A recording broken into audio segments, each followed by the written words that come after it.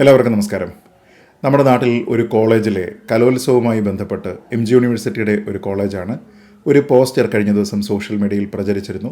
മുഖ്യധാരാ മാധ്യമങ്ങളിലൊക്കെ കൂടുതലായിട്ട് ആ വാർത്തയൊന്നും തന്നെ വന്നിരുന്നില്ല. പക്ഷേ സോഷ്യൽ മീഡിയയിൽ അത് നിശ്ചയമായും ഷെയർ ചെയ്യപ്പെട്ടു. അപ്പോൾ അത് വളരെ വ്യാപകമായിട്ട് ചർച്ച ചെയ്യപ്പെട്ടതിൻ്റെ ഏറ്റവും പ്രധാനപ്പെട്ട കാരണം ആ പോസ്റ്ററിലുണ്ടായിരുന്ന തീമായിരുന്നു. ആ തീമിൽ നമ്മൾ കാണുന്നത് ഒരു ബാലൻ. ആ ബാലൻ പുതച്ചിരിക്കുന്നത് പാലസ്തീൻ്റെ ഫ്ലാഗാണ്. എന്നിട്ട് ഒരു തെരുവിൽ നിൽക്കുകയാണ്. രണ്ട് ഭാഗത്തുമുള്ള കെട്ടിടങ്ങളെല്ലാം തന്നെ ആക്രമണത്തിൽ തകർന്നു കിടക്കുകയാണ്. അങ്ങനെ വളരെ നിരാശനായിട്ട് തൻ്റെ രാജ്യത്തിൻ്റെ ദേശീയ പതാക പുതച്ചുകൊണ്ട് പാലസ്തീൻകാരനായിട്ടുള്ള ഒരു പയ്യൻ നിൽക്കുന്നു. എന്നിട്ട് കലോത്സവം എന്നെഴുതിയിട്ടുണ്ട്. അപ്പോൾ ഇതെന്തുകൊണ്ടാണ് ഇങ്ങനെ ഒരു പോസ്റ്റർ ഉണ്ടാകുന്നത് എന്നതിൻ്റെ ഉദ്ദേശം അതിൽ നിന്ന് വളരെ വ്യക്തമാണ്. പാലസ്തീനികളായിട്ടുള്ള ആൾക്കാരുടെ അവകാശങ്ങൾ സംരക്ഷിക്കപ്പെടുന്നില്ല. അവിടെയുള്ള അടുത്ത തലമുറ വളരെ ഭീതിയിലാണ്. അവരുടെ ജീവിതത്തിനെ തന്നെ നശിപ്പിക്കുന്ന രീതിയിലത്തേക്ക് മാറ്റിമറിക്കുന്ന രീതിയിലത്തേക്കുള്ള കടുത്ത മനുഷ്യത്വ വിരുദ്ധമായിട്ടുള്ള പ്രവർത്തനങ്ങളാണ് അവിടെ യുദ്ധത്തിൽ നടക്കുന്നത് തുടങ്ങിയ കുറേയധികം കാര്യങ്ങളാണ് ഇതിൻ്റെ ഒരു സന്ദേശമായിട്ട് ഉദ്ദേശിക്കുന്നത് എന്ന് നമുക്കറിയാം. അത് പ്രത്യേകം പറയുന്നതിനുള്ള കാരണം നമ്മുടെ നാട്ടിൽ തന്നെ മുമ്പ് കേരള യൂണിവേഴ്സിറ്റിയുമായി ബന്ധപ്പെട്ട് ഇതേപോലെ ഒരു കലോത്സവം നടക്കുന്ന സമയത്ത് ഇന്തിഫാദ എന്ന പേരാണ് ഉപയോഗിച്ചിരുന്നത്. അപ്പോൾ ഈ ഇന്തിഫാദ എന്ന പേര് വരുന്നത് എങ്ങനെയാണ്, അതിന് ഈ ഒരു മേഖലയുടെ പ്രശ്നങ്ങളുമായിട്ട്, ആഭ്യന്തര കലാപങ്ങളുമായിട്ട്, സംഘർഷങ്ങളുമായിട്ട് ഒക്കെ തന്നെ എങ്ങനെയാണ് ബന്ധം എന്നതിനെക്കുറിച്ച് നമുക്കറിയാമായിരുന്നു. അതേപോലെ തന്നെ ഈ കഴിഞ്ഞ സംസ്ഥാന കലോത്സവത്തിൽ ഒരു സ്കൂളിനെ റെപ്രസെൻ്റ് ചെയ്ത് വന്നിരുന്ന കുട്ടികളൊക്കെ കോൽക്കളിയുടെ ആദ്യ ഭാഗത്ത് അവരുടെ കണ്ണ് കെട്ടിയതിന് ശേഷമാണ് ഈ കളിയിൽ പങ്കെടുത്തത്. അപ്പോൾ അവർ പറഞ്ഞതുപോലും അത് ഗ്രേഡൊക്കെ അവർക്ക് കുറഞ്ഞു കിട്ടിയാലും അവർക്ക് സമ്മാനമൊന്നും കിട്ടിയില്ലെങ്കിലും അവരുടെ ഒരു പ്രതിഷേധം അവിടെ രേഖപ്പെടുത്തുക എന്ന ഉദ്ദേശത്തിലാണത് ചെയ്തിരിക്കുന്നത്. അവിടെ ഈ യുദ്ധത്തിൻ്റെ കെടുതികൾ അനുഭവിക്കുന്ന പാലസ്തീൻകാരോടുള്ള ഐക്യദാർഢ്യം എന്നാണ് ഇവർ പറയുന്നത്. അപ്പോൾ ഈ ഇന്തിഫാദയാണെങ്കിലും ഇപ്പോൾ ഞാൻ ഈ പറഞ്ഞിരിക്കുന്ന പാലസ്തീൻ ബാലനാണെങ്കിലും നമ്മുടെ കലോത്സവത്തിലാണെങ്കിലും എന്തുകൊണ്ടാണ് പാലസ്തീൻ ജനതയോട് മാത്രം നമ്മൾ ഒരു ഐക്യദാർഢ്യം പ്രകടിപ്പിക്കുന്നത് എന്നത് നമ്മൾ ആലോചിച്ച് നോക്കണം. കാരണം ലോകത്ത് ഈ സമയത്ത് രണ്ട് വലിയ യുദ്ധങ്ങളാണ് നടക്കുന്നത്. അതിലൊന്നാണ് ഹമാസും ഇസ്രയേലും തമ്മിൽ നടക്കുന്നത്. അപ്പോൾ അതിനെയാണ് ആൾക്കാർ പാലസ്തീനും ഇസ്രയേലും എന്ന രീതിയിലത്തേക്ക് ചിത്രീകരിക്കുന്നത് തന്നെ. രണ്ടാമത്തേത് യുക്രൈനും റഷ്യയും തമ്മിലുള്ളതാണ്. അവിടെയും ഇതേപോലെ തന്നെ മനുഷ്യരാണ്. ആ രണ്ട് ഭാഗത്തും തെറ്റായ രീതിയിലത്തേക്കുള്ള പല സൈനിക നടപടികളും ഉണ്ടാകുന്നുണ്ട്. സാധാരണക്കാരായിട്ടുള്ള പല ആൾക്കാരും അവരൊരിക്കലും അർഹിച്ചിട്ടില്ലാത്ത രീതിയിലത്തേക്കുള്ള വിധിക്ക് വിധേയരായി മാറുന്നുണ്ട്. ഇതൊക്കെ തന്നെ നടക്കുകയാണ്. പക്ഷേ അവിടെ പാലസ്തീനിലുള്ള ആൾക്കാർക്ക് കിട്ടേണ്ടുന്ന ഐക്യദാർഢ്യം, അവരുടെ അവകാശ സംരക്ഷണം, അവർക്ക് കിട്ടേണ്ടുന്ന മാനുഷിക പരിഗണന എന്നതിനെപ്പറ്റിയൊക്കെ പറയുന്ന ആൾക്കാർ യുക്രൈനിലുള്ള ആൾക്കാരെക്കുറിച്ചോ റഷ്യയിലുള്ള ആൾക്കാരെക്കുറിച്ചോ ഒന്നും തന്നെ ഇത് പറയാനായിട്ട് തയ്യാറാകുന്നില്ല. അതെന്തുകൊണ്ടാണ് എന്നതാണ് ചോദ്യം. യുദ്ധമാണെങ്കിൽ രണ്ടും യുദ്ധമാണ്. യുദ്ധത്തിൻ്റെ കെടുതികൾ അനുഭവിക്കുന്ന ആൾക്കാരാണെങ്കിൽ അതും രണ്ട് സ്ഥലത്തും ഒരുപോലെ തന്നെയാണ്. പക്ഷേ എങ്കിലും ഒരു യുദ്ധത്തിനെ നമ്മൾ തീരെ കണ്ടില്ല എന്ന് നടിക്കുകയും രണ്ടാമതൊരു യുദ്ധത്തിനെ മാത്രം നമ്മളൊരു പ്രശ്നമായിട്ട് അവതരിപ്പിക്കുകയും അതിൽ വലിയ കെടുതികൾ അനുഭവിക്കുന്ന ഒരു വലിയ സമൂഹം ഇവിടെ ഉണ്ട് എന്ന രീതിയിലത്തേക്ക് പറയുകയും അവർക്ക് വേണ്ടി ശബ്ദമുയർത്തുകയും പ്രതിഷേധം രേഖപ്പെടുത്തുകയും ഒക്കെ ചെയ്യാനാണ് നമ്മുടെ നാട്ടിൽ നമ്മൾ തയ്യാറായിക്കൊണ്ടിരിക്കുന്നത്. അത് വലിയൊരു ഇരട്ടത്താപ്പാണ്. യുദ്ധത്തിൻ്റെ കെടുതികളെക്കുറിച്ച് പറയുകയാണെങ്കിൽ യുദ്ധം മനുഷ്യരാശിക്ക് നല്ലതല്ല എന്ന ഒരു സന്ദേശം മുൻനിർത്തി ഒരു പ്രകടനത്തിൻ്റെ ഭാഗമായിട്ടോ ഒരു കലോത്സവത്തിൻ്റെ ഭാഗമായിട്ടോ ഒരു സന്ദേശം നൽകാനാണ് നിങ്ങൾ ഉദ്ദേശിക്കുന്നത് എങ്കിൽ നിശ്ചയമായും ഈ രണ്ട് യുദ്ധങ്ങളെയും ഒരേപോലെ കാണേണ്ടതാണ്. അതിൽ തന്നെ നമ്മളൊരു പൊസിഷൻ എടുക്കുന്ന സമയത്ത് അതിൻ്റെ ചരിത്രപരമായിട്ടുള്ള വസ്തുതകൾ കൂടി മനസ്സിലാക്കിയതിന് ശേഷം ഒരു പൊസിഷൻ എടുക്കുന്നതാണ് എല്ലായ്പ്പോഴും നല്ലത്.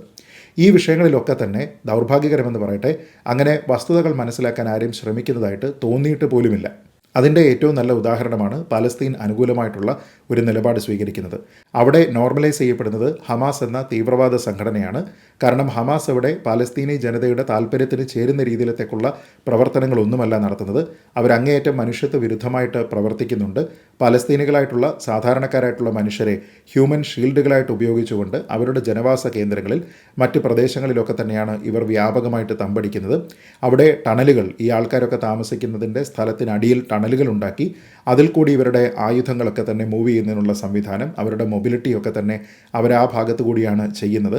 അവിടെയുള്ള ആൾക്കാരോട് യാതൊരു വിധത്തിലുള്ള കരുണയുമില്ലാതെ ഇസ്രായേൽ ഇനി ജനവാസ കേന്ദ്രങ്ങൾ ആക്രമിക്കുന്നെങ്കിൽ അങ്ങനെ ആക്രമിക്കട്ടെ, അതിന് ഒരുപക്ഷെ ഇസ്രായേലിന് എന്തെങ്കിലും രീതിയിലത്തേക്കുള്ള ഒരു വിമുഖത ഉണ്ടാവാനുള്ള സാധ്യതയുണ്ട് എന്നൊക്കെ കണ്ടുകൊണ്ട് തങ്ങൾക്ക് കിട്ടുന്ന ഒരു പൊസിഷനെ കൂടുതൽ അഡ്വാൻറ്റേജസ് ആക്കി മാറ്റുന്നതിന് അവിടെയുള്ള സാധാരണക്കാരായിട്ടുള്ള നിഷ്കളങ്കരായിട്ടുള്ള കുട്ടികൾ ഉൾപ്പെടെയുള്ള സ്ത്രീകൾ ഉൾപ്പെടെയുള്ള ജനതയെ അതിനുവേണ്ടി ഉപയോഗിക്കാൻ പോലും തയ്യാറായിരിക്കുന്ന ആൾക്കാരാണ് ഹമാസ്.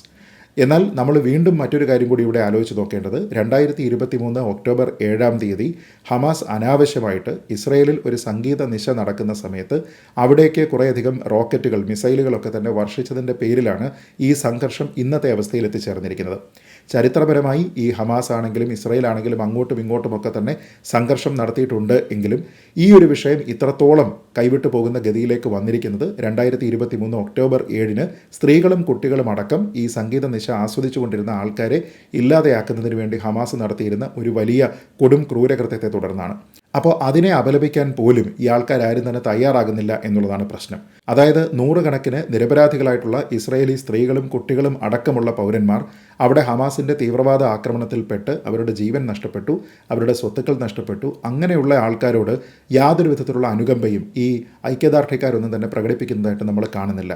ഹമാസ് കാണിച്ചിരുന്ന ഈ മര്യാദകേടിനെ ഇവരൊരു കാരണവശാലും എതിർക്കുന്നതായിട്ട് നമ്മൾ കാണുന്നില്ല. മറിച്ച് ഇസ്രയേൽ എന്തോ ഒരു വലിയ ഏകാധിപത്യം ഇവരുടെ മേൽ പ്രയോഗിക്കുകയാണ് എന്നും ഇവരുടെ ഭാഗത്തു നിന്നുണ്ടായിരിക്കുന്ന ആക്രമണത്തിനെ ഒന്നും തന്നെ കാണാതിരിക്കുകയും ഒക്കെ ചെയ്യുന്ന രീതിയിലത്തേക്കുള്ള ഒരു പ്രത്യേക ദൃഷ്ടിയാണ് ഈ ആൾക്കാർക്കെല്ലാം തന്നെ ഉള്ളത് എന്നതാണ് നമ്മൾ കാണുന്നത്. അതുകൊണ്ടാണ് ഒരുപക്ഷെ ഏകപക്ഷീയമായിട്ടുള്ള ഇന്തിഫാദകളും ഇതേപോലെയുള്ള പാലസ്തീൻ പതാക പുതച്ച ബാലന്മാരെയും ഒക്കെ തന്നെ നമ്മൾ ഇത്തരത്തിലുള്ള പോസ്റ്റുകളിൽ കാണുന്നത്. അതേപോലെ തന്നെ നമ്മുടെ നാട്ടിൽ നടക്കുന്ന കലോത്സവത്തിൽ മത്സര രംഗത്ത് വരുന്ന ആൾക്കാർക്ക് ജയിച്ചില്ല എങ്കിലും പോയിൻ്റ് കിട്ടിയില്ല എല്ലെങ്കിലും ഗ്രേഡ് കിട്ടിയില്ല എങ്കിൽ പോലും ഞങ്ങളുടെ പ്രതിഷേധമാണ് ഇവിടെ രേഖപ്പെടുത്താനായിട്ട് ഞങ്ങൾ വരുന്നത് എന്ന് പറഞ്ഞുകൊണ്ട് നമ്മുടെ നാട്ടിലുള്ളതല്ലാത്ത മറ്റൊരു നാട്ടിലത്തെ ഒരു കാര്യത്തിനെ വളരെ ഏകപക്ഷീയമായി സമീപിച്ചുകൊണ്ട് അതിന് ഒരു ഐക്യദാർഢ്യം പ്രഖ്യാപിക്കുന്നതിനൊക്കെ വേണ്ടി ആൾക്കാർ ശ്രമിക്കുന്നത്. അപ്പോൾ ഇതൊക്കെ തന്നെ നമ്മുടെ നാട്ടിലെ കുട്ടികൾ മാത്രം എടുക്കുന്ന തീരുമാനമാണ് എന്നൊന്നും പറയാൻ കഴിയില്ല. ഇതിൻ്റെ പിന്നിലൊക്കെ തന്നെ മുതിർന്നവരായിട്ടുള്ള ആൾക്കാരുടെ മാർഗ്ഗനിർദ്ദേശങ്ങളൊക്കെ തന്നെ ഉണ്ടാകാനുള്ള സാധ്യതയുണ്ട്. ഇതിനെ ഒരു രാഷ്ട്രീയ വിഷയമായിട്ട്, ഒരു സാമൂഹ്യ വിഷയമായിട്ടൊക്കെ തന്നെ ഇവിടെ അവതരിപ്പിക്കുകയും തങ്ങളുടെ അജണ്ട ഫർദർ ചെയ്യുന്നതിന് വേണ്ടി ശ്രമിക്കുകയും ചെയ്യുന്ന, മുതലെടുപ്പിന് വേണ്ടി ശ്രമിക്കുന്ന നിരവധി ആൾക്കാർ ഉണ്ട് എന്ന സത്യം ഈ കൂട്ടരാരും തന്നെ മറന്നു പോകാൻ പാടില്ല എന്നുള്ളതാണ് ഏറ്റവും പ്രധാനം. നിങ്ങളുടെ ഉദ്ദേശം സത്യസന്ധമായിരുന്നുവെങ്കിൽ നിങ്ങൾ ആദ്യം ചെയ്യേണ്ടിയിരുന്നത് യുദ്ധം എന്നതൊരു വലിയ വിപത്താണ് എന്ന് പറയണമായിരുന്നു. അതിലുള്ള ഒരു ഭാഗത്തിനെയും നിങ്ങൾ ന്യായീകരിക്കാൻ പാടില്ലായിരുന്നു. അതിൽ ഏതെങ്കിലും ഒരു ഭാഗത്തുള്ള ആൾക്കാർ മാത്രമാണ് അതിൻ്റെ കെടുതികൾക്ക് വിധേയരായി തീരുന്നത് എന്ന രീതിയിലത്തേക്കുള്ള ഒരു നറേറ്റീവ് നിങ്ങൾ സൃഷ്ടിക്കാൻ പാടില്ലായിരുന്നു. കാരണം ഇപ്പോൾ നമ്മൾ ഈ ചർച്ചാ വിഷയമായിരിക്കുന്ന ഒരു പോസ്റ്ററിനെ മറ്റൊരു ആംഗിളിൽ നോക്കിക്കഴിഞ്ഞാൽ ഇസ്രയേലിലുള്ള എത്രയോ ആൾക്കാരായിരിക്കും 2023 ഒക്ടോബർ 7 ആ ഒരു ആക്രമണം ഉണ്ടാകുന്ന സമയത്ത് അനാഥരായിട്ടുള്ളത് എന്നാലോചിച്ച് നോക്കുക. തങ്ങളുടെ കുടുംബത്തിലുള്ള ആൾക്കാരെ എല്ലാവരെയും നഷ്ടപ്പെട്ടതിന് ശേഷം പിന്നീട് അവശേഷിക്കപ്പെട്ട ഏതെങ്കിലും ഒരു ഇസ്രയേൽ ബാലനെ ആലോചിച്ച് നോക്കുക. തൻ്റെ രാജ്യത്തിൻ്റെ പരമാധികാരത്തിനെ ചോദ്യം ചെയ്തുകൊണ്ട് തങ്ങളുടെ രാജ്യത്തേക്ക് റോക്കറ്റ് വർഷിച്ചുകൊണ്ട് തൻ്റെ കുടുംബത്തിലുള്ള ആൾക്കാരെ ഇല്ലാതെയാക്കി. അപ്പോൾ അതിൽ നിസ്സഹായമായി ഇസ്രയേലിൻ്റെ പതാക പുതച്ചുകൊണ്ട് നിൽക്കുന്ന ഒരു കുട്ടി എന്ന രീതിയിലത്തേക്ക് സങ്കല്പിച്ചു കഴിഞ്ഞാൽ ആ കുട്ടിയോട് നീതി പുലർത്തുക എന്ന് പറയുന്നത് ആ ഭരണകൂടത്തിനെ സംബന്ധിച്ചിടത്തോളം ഏറ്റവും പ്രധാനമായിട്ടുള്ള ഒരു രാഷ്ട്രീയമായിട്ടുള്ള ഒരു ധാർമ്മികമായിട്ടുള്ള ഉത്തരവാദിത്തമാണ്. അതുകൊണ്ട് തന്നെയാണ് ഒരുപക്ഷെ നമ്മുടെ അംഗീകരിക്കപ്പെട്ടിരിക്കുന്ന ഐക്യരാഷ്ട്രസഭ ചാർട്ടറുകളിലടക്കം നമ്മുടെ സ്വതന്ത്ര പരമാധികാരമായിട്ടുള്ള ഒരു ടെറിട്ടോറിയൽ ഇൻ്റഗ്രിറ്റി ചോദ്യം ചെയ്യാനാവാത്ത സ്ഥലത്തേക്ക് മറ്റൊരാൾ ആക്രമിക്കുകയാണ് എങ്കിൽ തിരിച്ച് ആക്രമിക്കുന്നതിനുള്ള, അതായത് പ്രത്യാക്രമണത്തിനുള്ള എല്ലാവിധ അവകാശ അധികാരങ്ങളും ഓരോ സ്വതന്ത്ര രാജ്യത്തിനുമുണ്ട്, ഓരോ മെമ്പർ സ്റ്റേറ്റിനുമുണ്ട് എന്ന രീതിയിലത്തേക്കുള്ള ഒരു കണ്ടീഷൻ പോലും ഉണ്ടാകുന്നത്. അപ്പോൾ 2023 ഒക്ടോബർ 7 വലിയ നരാധമ പ്രവൃത്തിയെ പൂർണ്ണമായും തമസ്കരിച്ചുകൊണ്ട് അതിനെപ്പറ്റി, അത് ചെയ്തിരിക്കുന്ന പെർപെട്രേറ്റേഴ്സിനെ പറ്റി യാതൊരു വിധത്തിലും ഒരു വാക്കുകൊണ്ട് പോലും കുറ്റപ്പെടുത്താതെ ഇരിക്കുന്ന ആൾക്കാർ പിന്നീട് ഇങ്ങോട്ട് കിട്ടുന്ന തിരിച്ചടിയെ വലിയ രീതിയിലത്തേക്ക് ഗ്ലോറിഫൈ ചെയ്യുകയും അതിൻ്റെ പേരിൽ ഇരവാദമുയർത്തുകയും ചെയ്യുന്ന രീതിയിലത്തേക്കുള്ള ഒരു യൂണിവേഴ്സൽ ബ്രദർഹുഡിന് വേണ്ടിയിട്ടുള്ള ശ്രമമാണ് നടക്കുന്നത്. അത്തരത്തിലുള്ള ശ്രമങ്ങളൊന്നും തന്നെ വിലപ്പോവുകയില്ല. കാരണം ഇന്തിഫാദ വന്നിരുന്ന സമയത്ത് അതെങ്ങനെയാണ് വിവാദമായത് എന്ന് നമുക്കറിയാവുന്നതാണ്. ഇപ്പോൾ ഈ പോസ്റ്ററാണെങ്കിലും മുഖ്യധാരാ മാധ്യമങ്ങൾ പലതും അവഗണിച്ചുവെങ്കിൽ പോലും സാമൂഹ്യ മാധ്യമങ്ങൾ വഴി അത് പ്രചരിപ്പിക്കപ്പെടുന്നുണ്ട്, അത് എതിർക്കപ്പെടുന്നുണ്ട്. അങ്ങനെ തന്നെയാണ് വേണ്ടതും. നമ്മുടെ നാട്ടിലുള്ള വിഷയങ്ങളൊന്നും തന്നെ ഇല്ലാത്തതുപോലെ, ഇവിടെ ആരും പീഡനത്തിന് വിധേയരാകാത്തതുപോലെ, നമ്മുടെ നാട്ടിൽ ഏതെങ്കിലും ഒപ്രസ്ഡ് ആയിട്ടുള്ള ജനവിഭാഗങ്ങൾക്ക് നീതി നിഷേധിക്കപ്പെടുന്നു എന്ന രീതിയിലത്തേക്ക് ആരും ചിന്തിക്കാതെ മലയാളി ഡാ, 100% ലിറ്ററസി ഡാ എന്നൊക്കെ പറഞ്ഞ് മേനി നടിച്ചുകൊണ്ട് മറ്റുള്ള സ്ഥലത്തുള്ള ഇഷ്യൂസ് എല്ലാം സോൾവ് ചെയ്യുന്നതിന് വേണ്ടി പോകുന്ന സഹോദരന്മാർ നമ്മുടെ നാട്ടിലുള്ള ആൾക്കാരുടെ പ്രശ്നങ്ങൾ കൂടി കുറച്ചുകൂടി മനസ്സിലാക്കാനായിട്ട് ശ്രമിച്ചിരുന്നുവെങ്കിൽ നന്നായിരുന്നു എന്നാണ് എൻ്റെ അഭിപ്രായം. ഇനി അതല്ല, സാമുദായികമായിട്ടാണെങ്കിലും രാഷ്ട്രീയമായിട്ടാണെങ്കിലും നിങ്ങൾ ഇങ്ങനെ അവശത അനുഭവിക്കുന്ന, അനാവശ്യമായി പീഡിപ്പിക്കപ്പെടുന്ന എല്ലാ വിഭാഗം ജനങ്ങളോടും ഒപ്പമാണ് നിങ്ങൾ നിലനിൽക്കുന്നത് എങ്കിൽ സമാനമായിട്ട് ഒരുപക്ഷെ ബംഗ്ലാദേശിൽ ഇപ്പോൾ ഹിന്ദുക്കൾ നേരിടുന്ന കൊടിയ പീഡനവുമായി ബന്ധപ്പെട്ടും ഐക്യദാർഢ്യ പ്രഖ്യാപനങ്ങൾ ഉണ്ടാകണമായിരുന്നു. അതൊന്നും തന്നെ നമ്മളെങ്ങും കാണുന്നില്ല. എന്ന് വെച്ചാൽ ഇതൊക്കെ തന്നെ ഏകപക്ഷീയമായ രീതിയിലേക്ക് നടക്കുന്നു എന്നാണ് ഈ സംഭവങ്ങൾ വ്യക്തമാക്കുന്നത്. അപ്പോൾ നമുക്ക് ഇവിടെ സ്വീകരിക്കാൻ കഴിയുന്ന ഒരൊറ്റ സ്റ്റാൻഡ് മാത്രമേ ഉള്ളൂ. ഏതൊരു വിഷയത്തിലും നമ്മളൊരു നിലപാട് സ്വീകരിക്കുമ്പോൾ, നമ്മൾ ഏതെങ്കിലും ഒരു പക്ഷത്ത് നിൽക്കാനായിട്ട് ശ്രമിക്കുമ്പോൾ അതിൻ്റെ ചരിത്ര പശ്ചാത്തലം എന്താണ് എന്ന് കൃത്യമായിട്ട് അറിയണം. അതിലൊരു വിവരം പോലും പൂഴ്ത്തി വയ്ക്കാതെ അതിനെ പൂർണ്ണമായും സുതാര്യതയോടുകൂടി അവതരിപ്പിക്കാനും ശ്രമിക്കണം. ആൾക്കാർ തീരുമാനിക്കട്ടെ നിങ്ങളുടെ ഭാഗത്ത് നിൽക്കണോ മറ്റൊരു ഭാഗത്ത് നിൽക്കണോ എന്ന്.